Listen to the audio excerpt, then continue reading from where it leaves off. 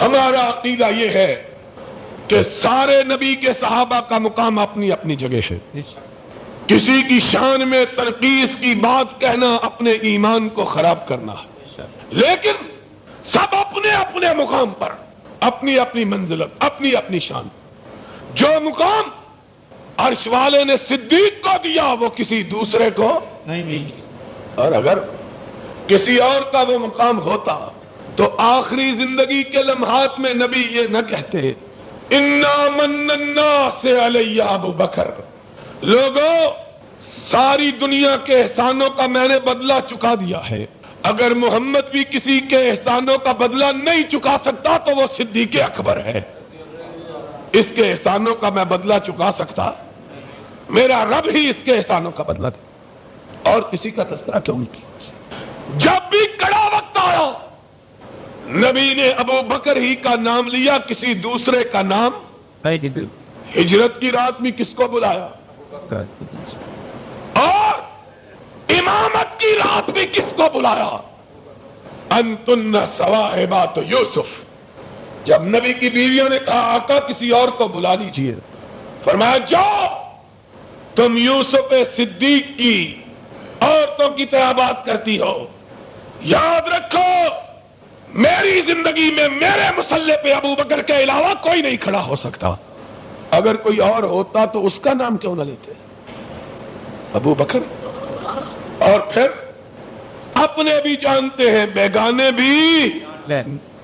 Saqifah بنو ساعدہ میں جب صحابہ کا اختلاف ہوا امیر کون ہو، اور فیصلہ ہوا کہ مہاجر، ابو بکر کے مقابلے میں کوئی دوسرا نام پیش کرنے کی کسی کو جرأت پتا تھا. اپنوں کی حالت یہ ہے، بیگانوں کی حالت یہ ہے.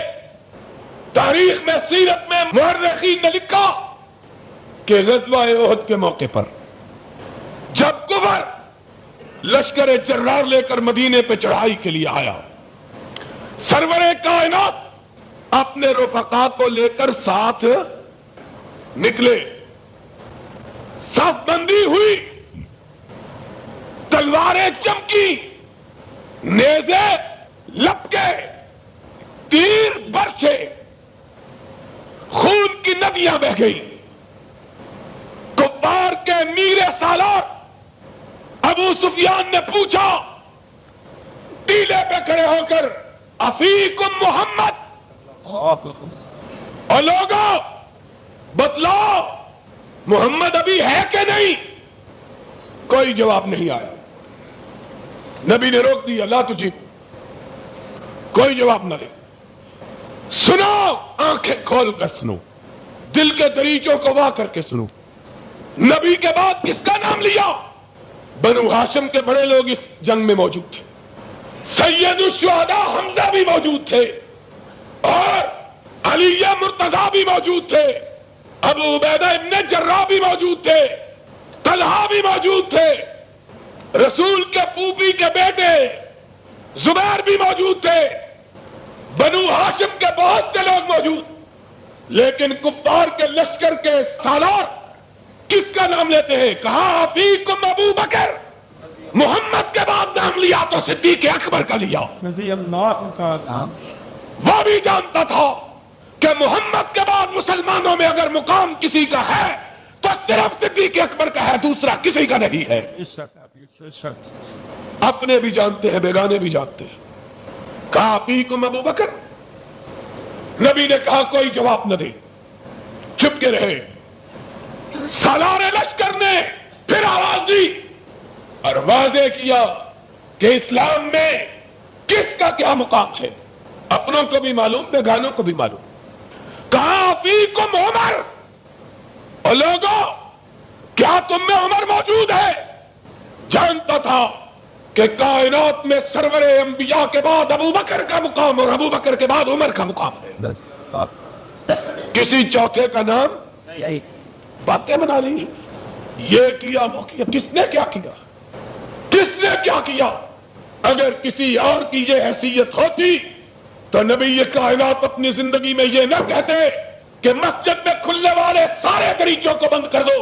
اگر مسجد میں کھلنے والا دریچہ کوئی کھلا رہے گا یا نبی کا کھلا رہے گا یا ابو بکر کا کھلا رہے گا رضی اللہ تعالی.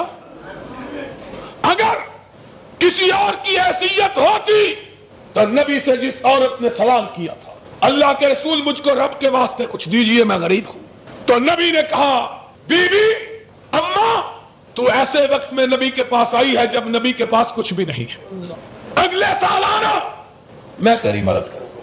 کہا اللہ کے حبیب اگر آپ فوت ہو گئے تو پھر کیا کروں گے؟ سنو, نبی نے فیصلہ فرما دیا, فرمایا فاتی ابا بکر, اے بی بی اگر محمد نہیں ہوگا تو محمد کا خلیفہ ابو بکر ہوگا. اس کو کہنا تیرے نبی نے یہ وعدہ کیا ہے, میرا ابو بکر میرے وعدے کو پورا کر دے گا. اپنے بھی بیگانے بھی سب جانتے ہیں کہ محمد الرسول اللہ صلی اللہ علیہ وسلم کے بعد اگر کسی کا مقام ہے تو کس کا؟ ابو بکر. اپنے اور بیگانوں کی بات. نبی کائنات نے اپنی وفات سے 2 دن پہلے فیصلہ کر دیا, کہا یا اللہ والمؤمنون الا ابا بکر, اور زمین والے ہی نہیں جانتے, آسمان والے نے بھی فیصلہ کر دیا ہے کہ ابو بکر نبی کے بعد اس کے سوا کوئی دوسرا ہو سکتا. آسمان والے کا بھی فیصلہ ہے.